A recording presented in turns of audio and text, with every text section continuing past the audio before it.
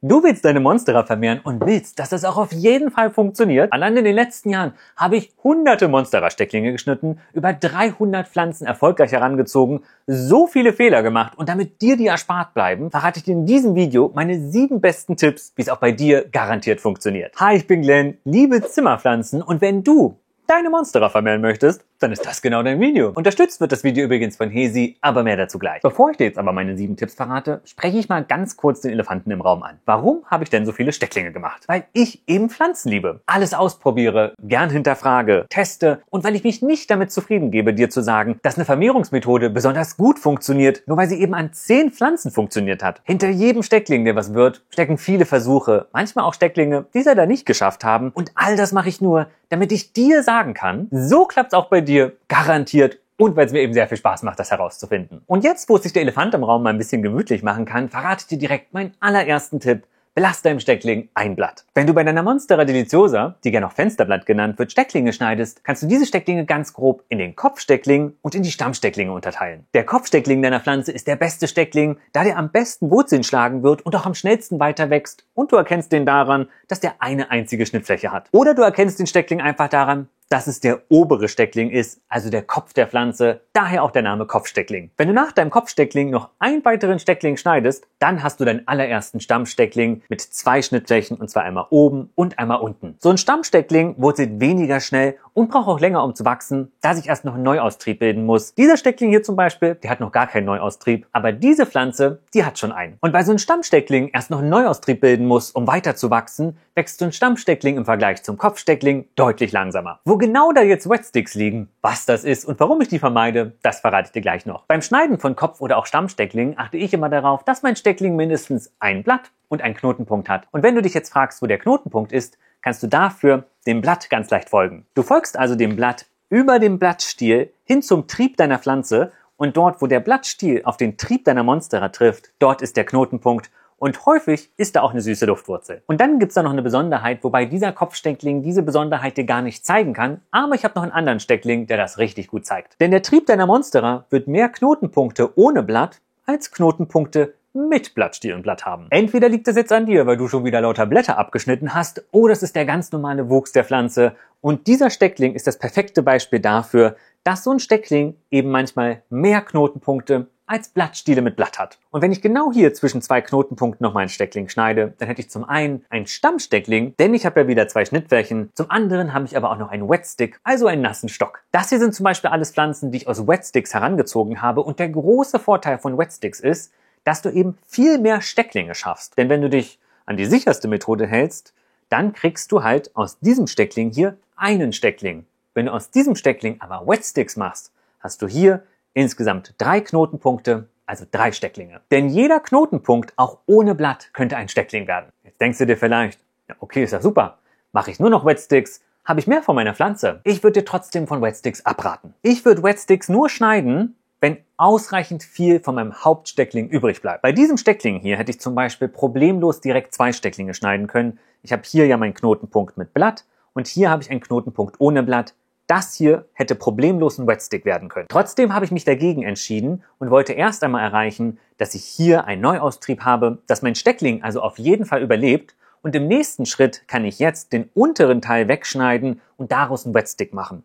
So sind zum Beispiel all diese Stecklinge hier entstanden. Allerdings würde ich jetzt nicht bei meinen Stecklingen die Blätter abschneiden, nur damit ich einen Wetstick habe. Wenn ich die Möglichkeit habe, einen Steckling mit Blatt zu haben, dann belasse ich dem auch das Blatt, und nur wenn es nicht anders geht, dann nehme ich mir den Wetstick. Es gibt Leute, die hätten aus dieser Vase hier wahrscheinlich 20 Wetsticks geschnippelt, wovon ich dir dringend abraten würde, denn es gibt einen großen Nachteil, den ich dir natürlich sofort verrate, den viele Leute einfach ignorieren. Das Blatt deiner Monstera ist ja die Hauptquelle für die Energiegewinnung deiner Pflanze, also für die Photosynthese. Und wenn dein Steckling kein Blatt hat, also zum Beispiel ein Wetstick ist, dann muss dein Steckling erstmal Energiereserven aufbrauchen, und der Steckling wird dadurch anfälliger für Fäulnis oder auch Schimmel. Und genau das ist auch der große Nachteil von Wetsticks. Belässt du also mindestens ein Blatt an deinem Steckling, bleibt dein Steckling länger stabil, Wurzeln werden schneller gebildet, das Fäulnis und auch Schimmelrisiko sinkt und die Überlebenswahrscheinlichkeit deines Stecklings steigt gigantisch. Schreib gerne mal in die Kommentare, wie es so bei dir und Wetsticks aussieht und wie deine Erfahrungen damit sind.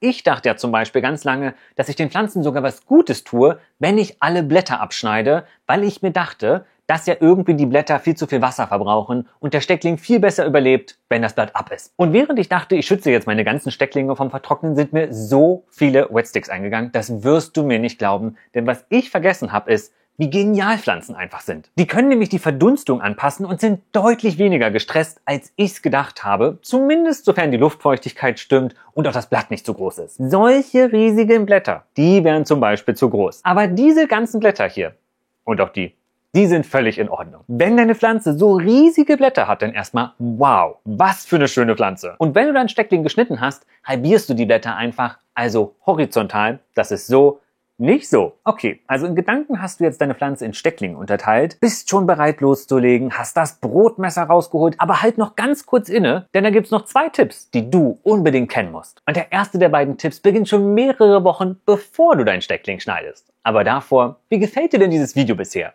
Ein Abo und auch ein Daumen hoch unterstützen meinen Kanal wirklich enorm und ich danke dir einfach schon mal vorab, denn es hilft mir wirklich sehr, aber bestimmt auch deinen Pflanzen. Bevor du jetzt den allerersten Schnitt setzt, gibt's noch die eine wichtige Frage, die du dir dringend stellen musst. Wann hast du denn das letzte Mal gedüngt? Ach, wer weiß das schon? Ist doch egal, oder? Leider nicht. Bevor du nämlich irgendwas machst, kann ich dich mit dem nächsten Tipp direkt von einem großen Fehler bewahren. Denn 2 bis 4 Wochen, bevor du deinen Steckling schneidest, düngst du deine Mutterpflanze, also die Pflanze, von der du die Stecklinge abmachst. Bonuspunkte im Freundschaftsbuch deiner Monstera sammelst du dir übrigens ganz leicht, indem du deine Pflanze nicht nur düngst, weil du sie vermehren willst, sondern du düngst sie regelmäßig, also zum Beispiel monatlich oder so wie ich bei jedem Gießen. Da, wo deine Monstera herkommt, gibt's nämlich gar keine Wachstumspause, wie es so gern behauptet wird. Da gibt's eine Regenzeit und eine Trockenzeit. Und während der gesamten Zeit wächst die Monstera. Denn selbst in der Trockenzeit, wenn es mal 2 Wochen nicht geregnet hat, ist es trotzdem nicht trocken. Der Boden ist zum Beispiel durch Bäume oder Laub so bedeckt, dass es da immer noch ausreichend Feuchtigkeit gibt. Durch die Wärme sind die Nährstoffe aus dem schnell verrottenden organischen Material wirklich schnell verfügbar und werden dann auch direkt von der Pflanze aufgenommen. Für den besten Vermehrungserfolg sorgst du also für eine kräftige Mutterpflanze, die alle Nährstoffe hat, damit sie dann starke Stecklinge hervorbringt. Du könntest deiner Pflanze jetzt auch einen organischen Dünger geben, spricht überhaupt nichts dagegen. Allerdings sind die Nährstoffe aus dem Dünger für die Pflanze noch nicht direkt verfügbar. Die organischen Bestandteile müssen nämlich erst noch vom Bodenleben in eine für die Pflanze nutzbare Form gebracht werden und das braucht ein bisschen Zeit. Denn wenn du mit dem Brotmesser schon vor deiner Mutterpflanze stehst, passt es deiner Pflanze eigentlich noch nicht. Was deine Pflanze jetzt braucht, ist Dünger. Und zwar sofort. Mit dem TNT-Komplex von Hesi ist deine Pflanze direkt bestens versorgt. Den lieben nämlich nicht nur die Bäume auf meinem Balkon, sondern auch Pflanzen kurz vor der Vermehrung. Der Dünger ist extra so zusammengestellt, dass er kräftiges Wachstum unterstützt und da bei mir der TNT-Komplex von Hesi immer dann zum Einsatz kommt, wenn ich zusätzliches Wachstum unterstützen möchte, nehme ich die volle Düngermenge, also 5 Milliliter auf 1 Liter Wasser, was diese Flasche hier extrem ergiebig macht. Und da nicht nur Menschen Vitamine brauchen, sondern auch Pflanzen, kriegst du mit Superweed das, was der andere Hersteller vorenthalten. Nur ein kleiner Tropfen und schon wächst deine Pflanze gesünder und besser und auch die Stecklinge, die du von der Mutterpflanze schneiden wirst. Beides packe ich dir mal in die Videobeschreibung. Deine Pflanzen werden es lieben und wie du mit dem Wurzelkomplex die Bewurzung deiner Stecklinge unterstützen kannst, das verrate ich dir gleich noch. Nachdem jetzt deine Mutterpflanze ausreichend gedüngt ist, räumst du dir noch ein bisschen Zeit ein, in etwa 2 bis 4 Wochen und schon bist du bereit für den 3. von 7 Tipps.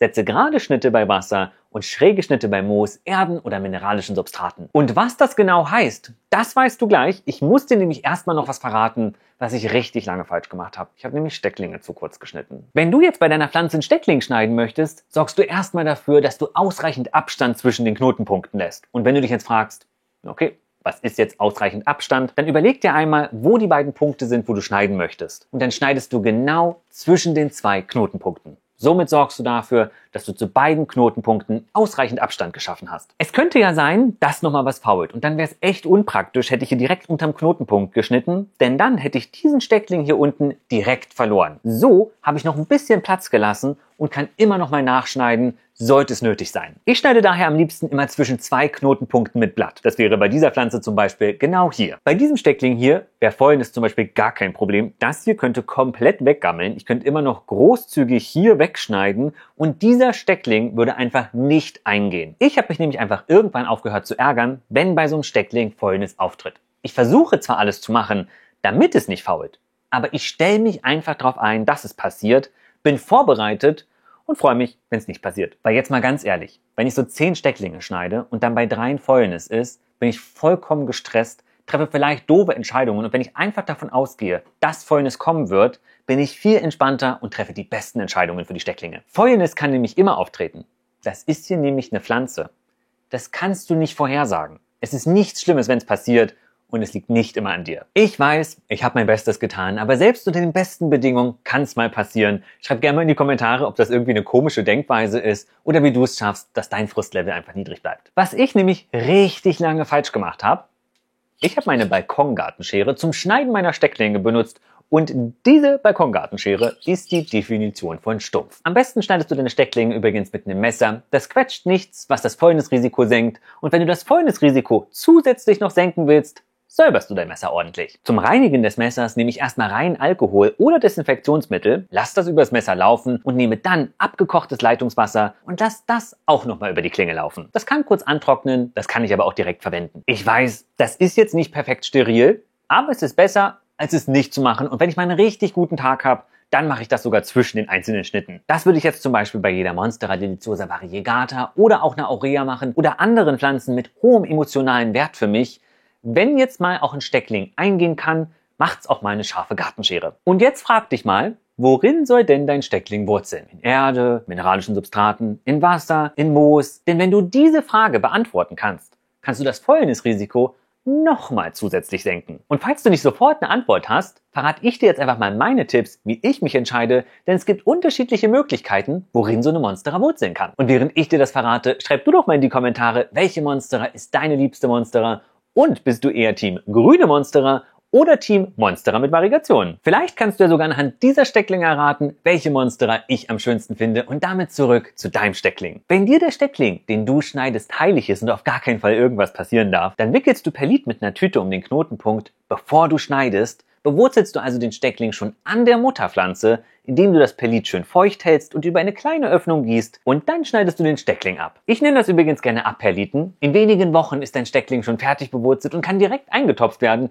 und da musst du dir auch gar keine Sorgen machen, worin jetzt dein Steckling bewurzelt werden soll, denn er ist ja schon fertig bewurzelt. Möchtest du in so kurzer Zeit wie möglich Stecklinge erschaffen, die du dann vielleicht sogar verkaufen oder auch verschicken kannst, dann würde ich die Pflanze komplett in Stecklinge zerteilen, in einer Vase mit Leitungswasser, Dünger und Wasserstoffperoxid bewurzeln und alle Stecklinge, die dann bewurzelt sind, in Sphagnummoos setzen. In der Vase mit Wasser siehst du Fäulnis besonders leicht und in Sphagnummoos lassen sich Wurzeln wirklich sehr gut transportieren, weil sie ultra weich gebettet sind. Aber auch wenn der Steckling einfach nur für dich ist das Bewurzeln in Wasser super praktisch, denn da siehst du den Steckling einfach perfekt. Hat ein Steckling übrigens eine oder auch schon mehrere Luftwurzeln, dann würde ich den Steckling gar nicht erst zunächst in Wasser bewurzeln, sondern die Pflanze inklusive Luftwurzeln direkt in den Topf mit Erde oder einem mineralischen Substrat geben. Also, für mich besonders wichtige Stecklinge bewurzel ich direkt an der Mutterpflanze. Wenn ich Fäulnis im Blick behalten will, nehme ich eine Vase mit Wasser und wenn ich schon Luftwurzeln habe, dann setze ich die Pflanze direkt in den Topf und da nehme ich am liebsten meinen Green Jungle Mix. So würde ich das machen und kann jetzt endlich mit dir zurück zum eigentlichen Tipp,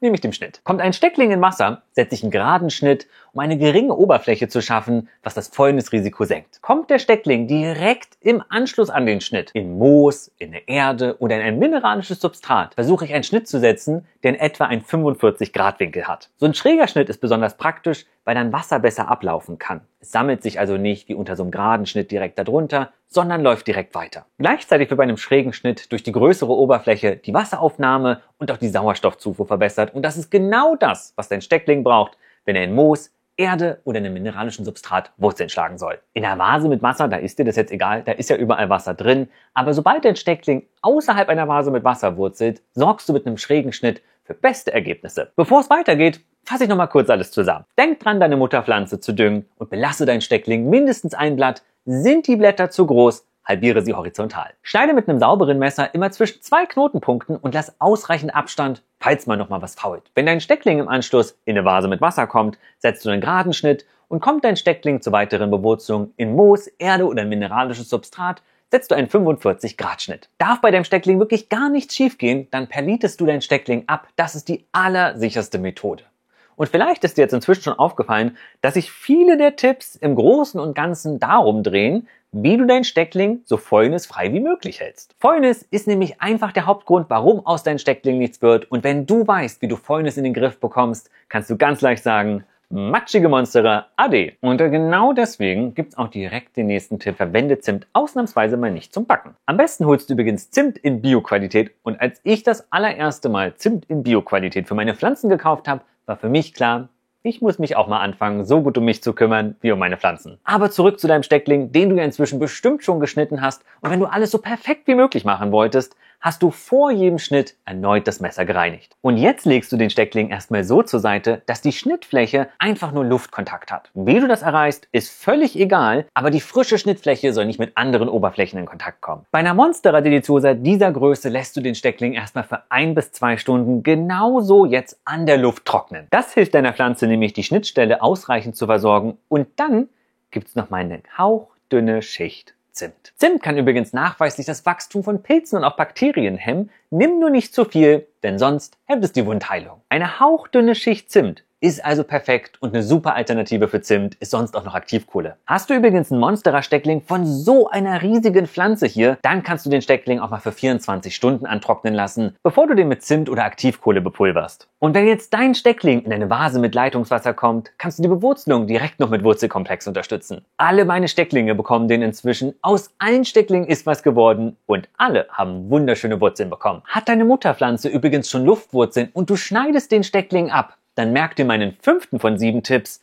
Lass Luftwurzeln erstmal dran. Luftwurzeln sind nämlich ein perfektes Zeitersparnis, denn sonst müsste so ein Steckling ja erstmal Wurzeln bilden und diese Wurzeln müssen sich einfach nur anpassen, was wirklich super schnell funktioniert. Innerhalb von wenigen Sekunden kann so eine Luftwurzel hier Wasser und auch Nährstoffe aufnehmen. Alles, was dieser Kopfsteckling jetzt noch braucht, ist eigentlich nur, dass diese Wunde hier heilt. Bei einem Stammsteckling sind es die 2 Schnittflächen und es muss sich ein neuer Trieb bilden und schon kann das Wachstum weitergehen. Okay, würdest du jetzt bei so einer Pflanze wie dieser hier einen Steckling schneiden, da kannst du die Luftwurzel auch auf 15 cm kürzen. Du weißt ja jetzt sogar, ob du bei deiner Luftwurzel eher einen geraden oder auch einen 45-Grad-Schnitt setzen sollst. Den Tipp muss ich dir ja gar nicht mehr geben, aber selten sind jetzt ja Luftwurzeln meterlang. Und ich würde erstmal alles probieren, was möglich ist, diese ganzen Luftwurzeln hier in den Topf reinzuquetschen. Was ich mir immer merke, passt sie rein, dann lasse ich sie dran.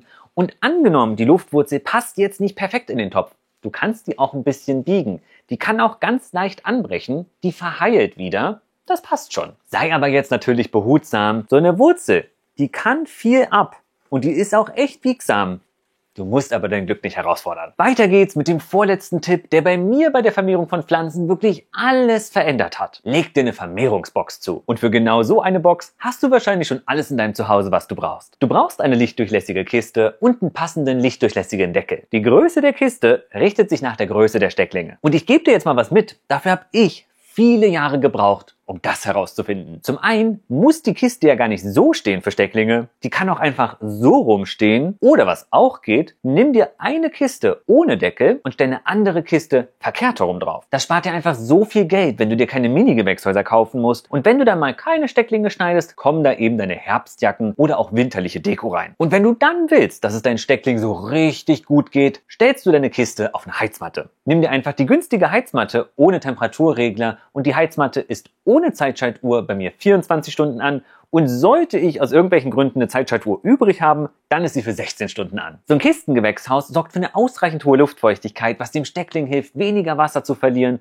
und somit kann er sich dann darauf konzentrieren, was er eigentlich machen soll, nämlich neue Wurzeln schlagen. Und über die Wärme der Heizmatte freuen sich die Wurzeln zusätzlich, denn so eine Heizmatte begünstigt die Bildung neuer Wurzeln. Und ich verspreche dir, wenn du daran denkst, deine Kiste regelmäßig zu lüften, in etwa so hier und dann den Deckel wieder drauf machst, wird sich alles bei der Vermehrung deiner Pflanzen ändern. Meine Vermehrungsboxen stelle ich übrigens am allerliebsten unter Pflanzenlampen oder so, dass für mehrere Stunden am Tag auf so eine Kiste hier direkte Sonne scheint. Und schon bin ich bei meinem letzten Tipp für dieses Video angekommen, denn nach hunderten Stecklingen habe ich eins besonders gelernt. Der Steckling hat's nicht so eilig wie ich. Der Steckling möchte, dass ich alles dafür tue, um Fäulnis zu vermeiden, aber dann sollen die Bedingungen gleichbleibend gut bleiben.